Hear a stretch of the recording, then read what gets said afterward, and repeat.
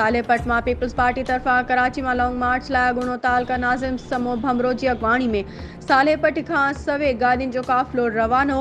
उन मौके ते पीपल्स पार्टी अगवान सैयद एहसान अली शाह, अशरफ खान भमरो, सेठ लडूमल, जयंद अली भमरो ऐं ॿियनि जी अगवानी में सालेपट भमरा हाउस खां निकितो, जेको सखर सिटी बाईपास ते peoples party chairman Bilawal Bhutto जे इस्तक़बाल खां पोइ लॉन्ग मार्च जे सिलसिले ते शिरकत कंदा। उन मौके ते अगवाननि मीडिया सां ॻाल्हाईंदे ॿुधायो त अवाम इमरान ख़ान खां तंग थी चुकी आहे। इमरान ख़ान वॾी महांगाई करे ग़रीब तबके जी अवाम जी चेल चिॿी करे छॾी आहे।